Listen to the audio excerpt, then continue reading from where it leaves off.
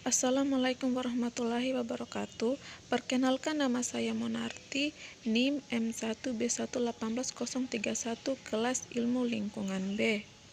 Baik, di sini saya akan menjelaskan materi tentang pengendalian vektor penular penyakit.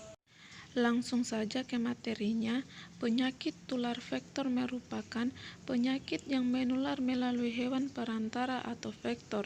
Vektor penular penyakit ada dua, yaitu vektor mekanik dan vektor biologi. Vektor mekanik merupakan vektor yang membawa agen penyakit dan menularkannya kepada inang melalui kaki-kakinya ataupun seluruh bagian luar tubuhnya, di mana agen penyakitnya tidak mengalami perubahan bentuk maupun jumlah dalam tubuh vektor. Contohnya kecoa dan lalat. Vektor biologi merupakan vektor yang membawa agen penyakit, di mana agen penyakitnya mengalami perubahan bentuk dan jumlah dalam tubuh vektor.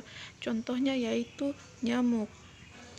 Faktor-faktor yang mempengaruhi kejadian penyakit tular faktor yang pertama yaitu lingkungan fisik, misalnya perubahan iklim; biologi, misalnya berkurangnya hewan pemakan serangga; sosial budaya, misalnya keadaan rumah dan sanitasi yang buruk; perpindahan penduduk yang non-imun ke daerah endemis.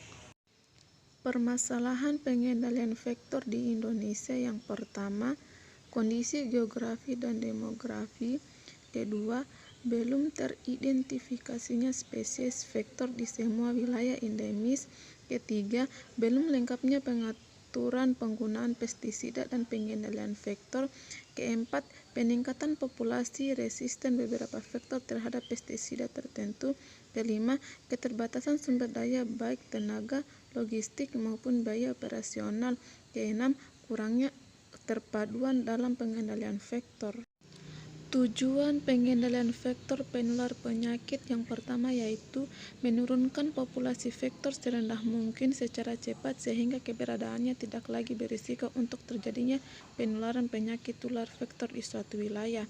Kedua yaitu menghindari kontak dengan vektor sehingga penularan penyakit tular vektor dapat dicegah.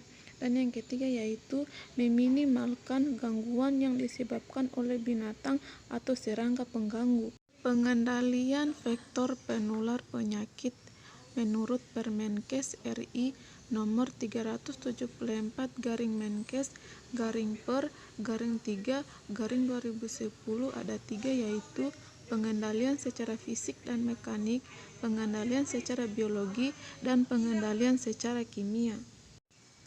Pengendalian secara fisik dan mekanik yaitu modifikasi dan manipulasi lingkungan tempat perindukan seperti menerapkan 3M, membersihkan lumut atau ganggang, penanaman bakau, pengeringan, pengalihan atau drainase, pemasangan kelambu, memakai baju lengan panjang, penggunaan hewan sebagai umpan nyamuk, dan pemasangan kawat. Sedangkan pengendalian secara biologi: yang pertama yaitu penggunaan predator pemakan jentik seperti ikan, mina padi, dan lain sebagainya. Yang kedua, pemanfaatan bakteri, virus, dan fungi. Dan yang ketiga yaitu manipulasi gen atau penggunaan vektor jantan, mandul, dan lain sebagainya. Dan pengendalian secara kimia yaitu penggunaan kelambu, berinsektisida, penggunaan larvasida, penggunaan herbisida, penggunaan fuging, dan penggunaan obat nyamuk. Contoh penyakit melalui vektor penular yaitu demam berdarah dengue. Demam berdarah dengue atau DBD adalah penyakit menular yang disebabkan oleh virus dengue 1, 2, 3, dan 4 yang ditularkan oleh nyamuk Aedes aegypti. Penyakit ini ditemukan di daerah tropis dan subtropis dan menjangkit luas di banyak negara di Asia Tenggara.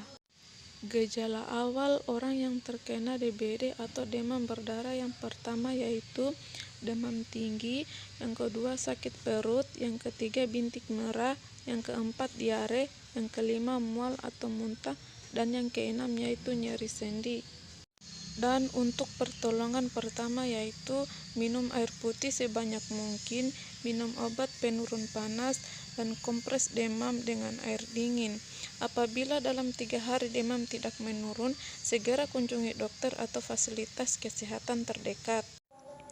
Menurut Kementerian Kesehatan 6 April 2020, kasus DBD di Indonesia semakin meningkat hingga zona merah dengan kasus 4.401 sampai 6.600 kasus, yaitu di Jawa Barat dan Nusa Tenggara Timur. Sedangkan zona kuning mencapai 2.201 sampai 4.400 kasus, yaitu di Jawa Timur dan Lampung. Sedangkan zona hijau mencapai 1 sampai 2.200 kasus, yaitu di Sumatera Barat, Sumatera Utara, dan sebagainya. Dapat kita lihat di gambar. Upaya pemerintah daerah dalam pencegahan penularan DBD yang pertama yaitu melaksanakan program pelatihan relawan pemantau jentik hingga di tingkat desa. Yang kedua, memantau lingkungan yang disinyalir terdapat nyamuk Aedes aegypti yang menjadi penyebar virus dengue. Dan yang ketiga yaitu memberi bubuk ABT dan melakukan fogging oleh Dinas Kesehatan daerah. Sedangkan tindak pencegahan yang dapat kita lakukan yaitu membersihkan dan menguras tempat penyimpanan air, menutup lubang yang dapat menampung air, mengubur barang bekas yang dapat menampung air, dan menaburkan bubuk ABT ke penampungan air. Contoh lain penyakit melalui vektor penular yaitu malaria, demam kuning, filariasis, dan askariasis. Baik, itulah materi yang saya sampaikan. Lebih dan kurangnya mohon dimaafkan. Saya akhiri dengan ucapan billahi taufik wal hidayah. Wassalamualaikum warahmatullahi wabarakatuh.